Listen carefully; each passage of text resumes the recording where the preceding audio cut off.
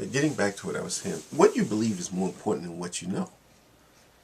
You know, we all have beliefs about things, about what we could do and what we can't do. What's a real possibility for us? That is important. It's important to have some clear idea as to what it is you can do. You know I bring up the language stuff that I learned, and I'm going to talk about it because it's the few things I've learned to do very well, to speak another language. I believed I could do it. I didn't have any doubt that I could do it. I remember when I first decided to do it, it was funny because I had this plan that really, it was like a really bad plan, really. But when I got to the bookstore, immediately I saw where I could do even better than what I saw a better ideal than what I had originally had. It just in an instant, the new plan formed.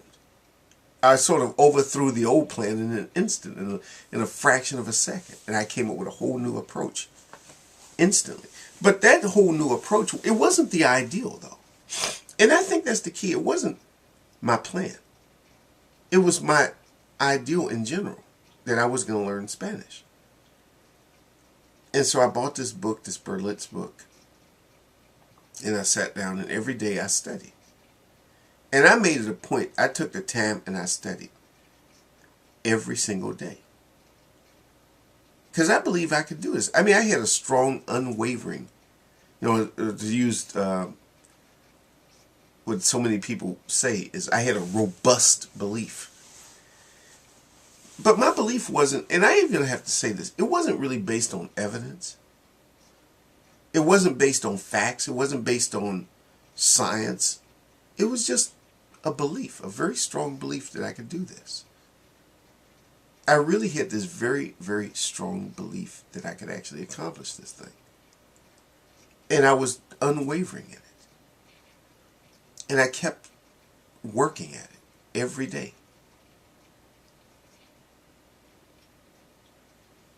It's like when I went to France. I had this belief that I could do it. Even though I didn't have any money at the time, I believed I was going to do it. I was unwavering in my belief. That's why I say what you believe is more important than what you know. I think that's true even in the case of religion. See, I was thinking about something that I was watching Richard Dawkins.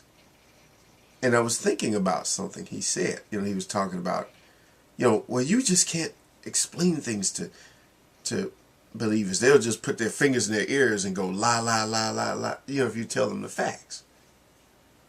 And it occurred to me that, you know what, he's right. That's true.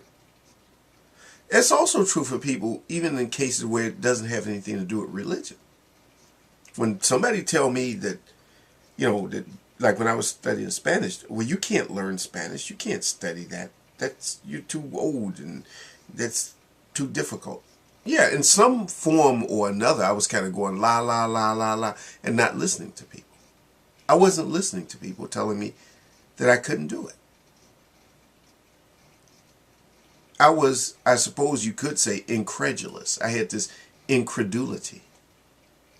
I just didn't listen.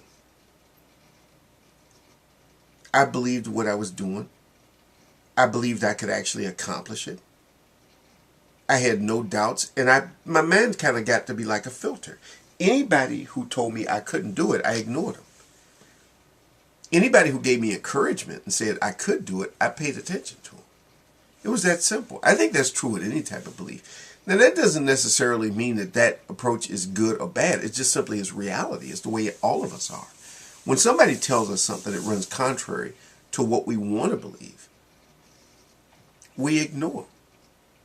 We kind of basically categorize people as, okay, that's something that I don't want. So you in your mind, you compartmentalize that as this is negative. And if somebody tell you that what you believe in the direction you're going is the right direction, you're going to go there. That's just the truth. And that's the way it works. That's the way things happen. I think we all do that. I'm not here to basically criticize. I know there are lots of people who are big fans of Richard Dawkins. That's not my point, isn't that? It's not even to say that, that every religious belief is wonderful and people should do. No, I'm just simply describing something, being more like a scientist and telling you how people actually do things, how we all think. We kind of play this filtering game. We believe what we want to believe. We see what we want to see. We see it as a truth. I saw my ability to speak Spanish as being real. And it became true. Basically, it was a matter of manifesting this reality from a belief. It started as a belief and it became a reality.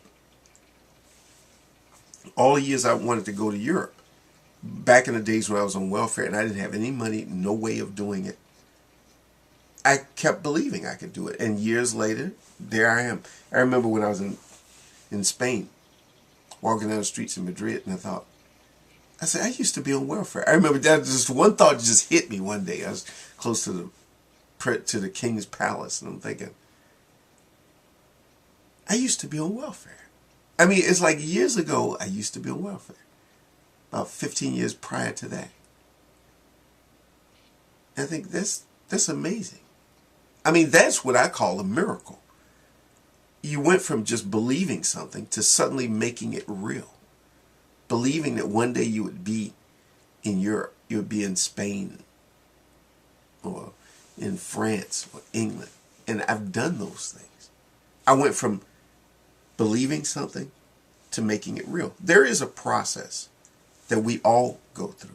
We make what we believe real in some form or another. And I don't mean something supernatural either. I just mean it's simply the process. It's simply what actually occurs. We make it real.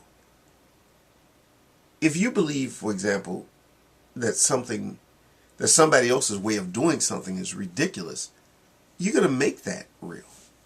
In your mind, it's going to be that way. You're going to point out everything wrong, every flaw, and highlight that and emphasize it. Anything positive, you're going to diminish that. If they did something that went contrary to your beliefs, you're going to diminish that or see that, well, behind that is something evil or whatever. We all do that. Everybody does that. We play a little bit of a game with ourselves. And I think it's just the nature of things. It's not something that you can even change in a funny way. It's just the nature of things. We highlight what we like about something and we diminish what we don't like about something. So the thing is, I suppose what I really want to say is that you do have a control in the sense that you can direct your attention on certain things. Think of things that you would like to do. Focus on it and believe in it. If you would like to travel, believe you can do it. If you would like to have a better job, believe you can do it. If you would like to write a book, believe you can do it. Because what happens is you'll highlight everything that tells you you can, and you'll diminish everything that tells you you can't. So that's something to think about.